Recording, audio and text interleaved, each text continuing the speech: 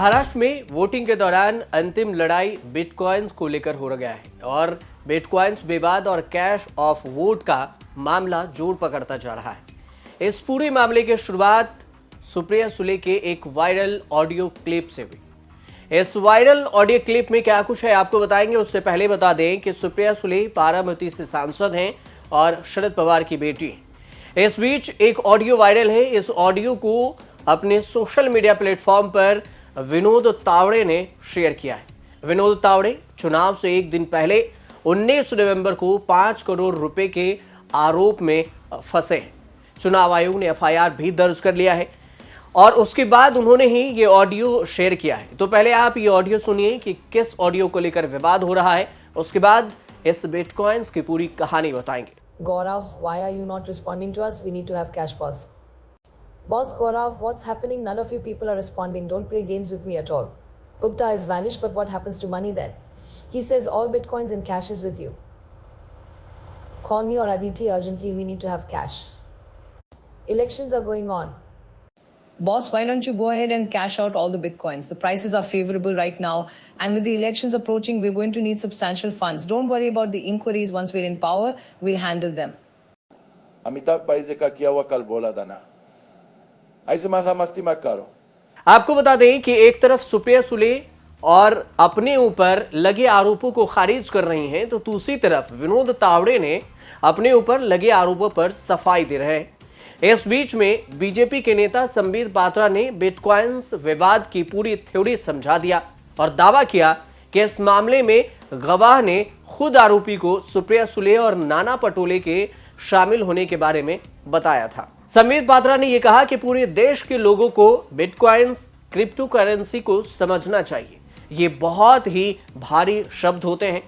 कांग्रेस नेता राहुल गांधी के कहने पर और उनके महाराष्ट्र के चीफ के कहने पर, मतलब महाराष्ट्र के चीफ नाना पटोले के कहने पर किस प्रकार के गबन कर रहे थे, और उसी प्रकार बारामती के सांसद सुप्रिया सुले ने भी किस प्रकार के गबन किया है।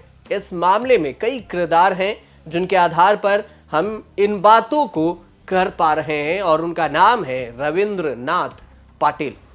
रविंद्र नाथ के बारे में बताने से पहले संबित पात्रा का बयान सुनिए। इस ऑडियो में यह सिद्ध होता है कि सुप्रिया सुले जी के 4 ऐसे ऑडियो हैं। सुप्रिया सुले जी अमिताभ जी से भी बोल रही हैं और गौरव जी से बोल रही हैं कि Gaurav, don't play games with me. Gaurav Mehta, मुझे पता है तुम्हारे पास बिटकॉइन है, तुम मेरे साथ गेम मत खेलो, तुम जल्दी दुबई जाओ और इसको एनकैश करके लेके आओ। दूसरे क्लिपिंग में स्पष्ट रूप से सुप्रिया सुले बोल रही है कि किसी प्रकार की चिंता का विषय नहीं है। कोई इंक्वायरी भी अगर हो जाएगा तो इंक्वायरी में आपका नाम नहीं आने वाला है और इंक्वायरी को हम देख लेंगे, हमारी सरकार बनेगी तो हम देख लेंगे। आज सुप्रिया सुले कह रही है कि ये तो एआई जनरेटेड है, मेरी आवाज नहीं है, जबकि उनके खुद के भाई बोल रहे हैं कि ये उन्हीं की आवाज है, ये उन्हीं की आवाज है और ये हम सब सुन सकते हैं और जान सकते हैं कि ये उन्हीं की आवाज है। संबित पात्रा ने जिस रविंद्र नाथ पाटिल का जिक्र किया, तो रविंद्र नाथ पाटिल के बारे में जानना जरूरी है कि आखिर ये रविंद्र नाथ पाटिल है कौन। रविंद्र नाथ पाटिल 2004 बैच के आईपीएस ऑफिसर थे। इन्होंने साल 2010 आईपीएस की जॉब छोड़कर 2010 में एक साइबर एक्सपर्ट के तौर पर केपीएमजी ज्वाइन किया। 2018 में महाराष्ट्र में क्रिप्टो करेंसी फ्रॉड हुआ था और इस फ्रॉड के जांच के लिए रविंद्र नाथ को जोड़ा गया और साल 2022 में खुद रविंद्र नाथ गिरफ्तार हो गए। ये जो क्रिप्टो करेंसी साइबर फ्रॉड हुआ, इसमें कुछ बिटकॉइंस भी शामिल थे और ये बिटकॉइंस गायब हो गए।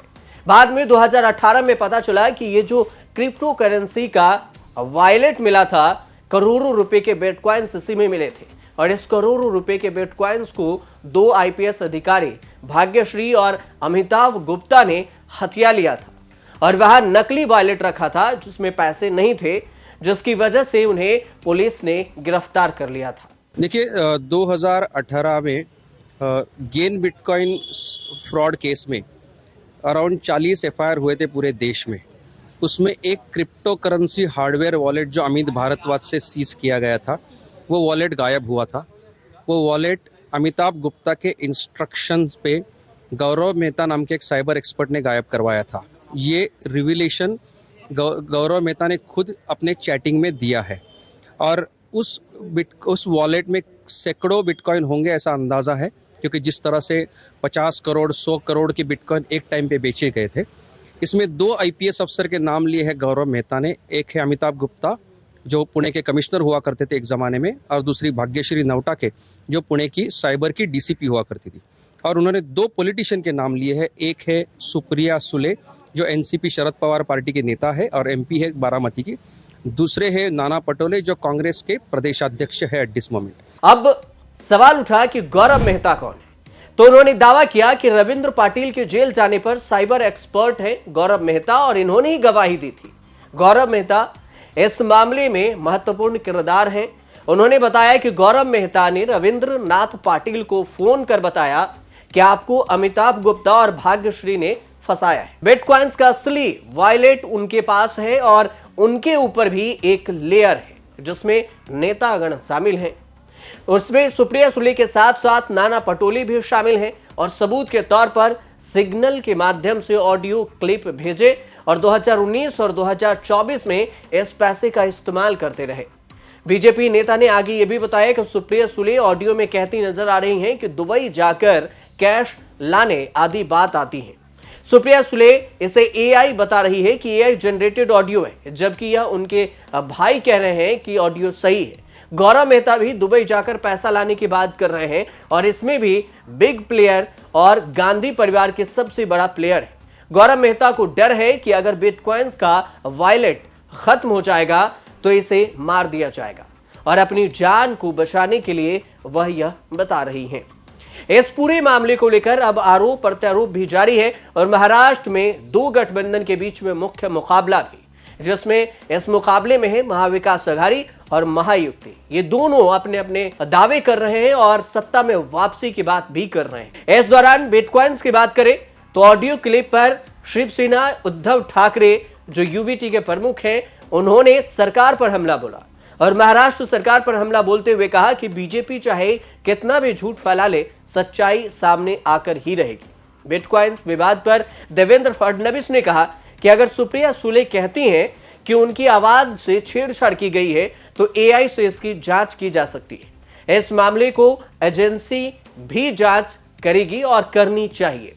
अब बिटकॉइंस विवाद पर जिन पर आरोप लगा, नाना पटोले ने भी बयान दिया और उन्होंने कहा कि बीजेपी ने चुनाव से एक शाम पहले ओछी हरकत कर रही है।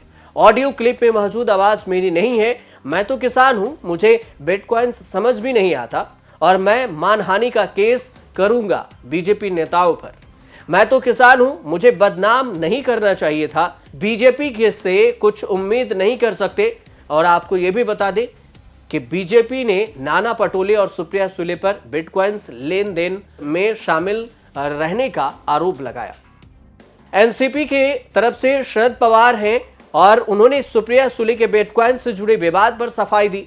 सुप्रिया सुले ने कहा कि मीडिया में चल रही ऑडियो क्लिप में मेरी आवाज नहीं है, इसे चेक करवा लीजिए। सुप्रिया ने यह भी कहा कि उन्होंने साइबर क्राइम के कंप्लेन कर दी है साइबर क्राइम से और बीजेपी के प्रवक्ता ने प्रेस कॉन्फ्रेंस की। मुझे कई लोगों ने फोन किया और मैंने सुधांशु त्रिवेदी के खिलाफ क्रिमिनल मानहानि का नोटिस भेज दिया है।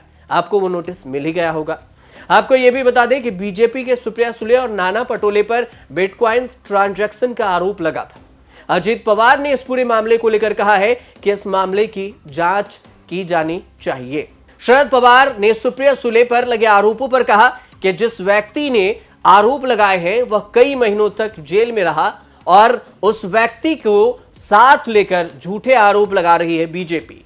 ऐसा सिर्फ बीजेपी ही कर सकती है। आपको यह भी बता दें कि आज 20 नवंबर को वोटिंग है और महाराष्ट्र में वोटिंग हो रही है और महाराष्ट्र विधानसभा चुनाव के कुछ घंटे पहले ही पूर्व आईपीएस अधिकारी रविंद्र नाथ पाटिल ने सुप्रिया सुले और महाराष्ट्र कांग्रेस अध्यक्ष नाना पटोले इन दोनों पर क्रिप्टो करेंसी घोटाले में शामिल होने के आरोप लगाए थे। पूर्व आईपीएस अधिकारी ने आरोप लगाया कि क्रिप्टो करेंसी डीलिंग से मिलने वाले पैसे का इस्तेमाल महाराष्ट्र विधानसभा चुनाव कैंपेन में किया गया। उन्होंने यह भी दावा किया कि इस कैंपेन का इस्तेमाल 2024 में हुई लोकसभा चुनाव के दौरान भी इसी पैसे से इस कैंपेनिंग की गई थी। अब इस पूरे मामले को लेकर जांच भी जारी होगा और उसके बाद जांच भी की जाएगी, आरोप प्रत्यारोप भी जारी रहेगा। फिलहाल आप देखते रहिए न्यूज़ तक।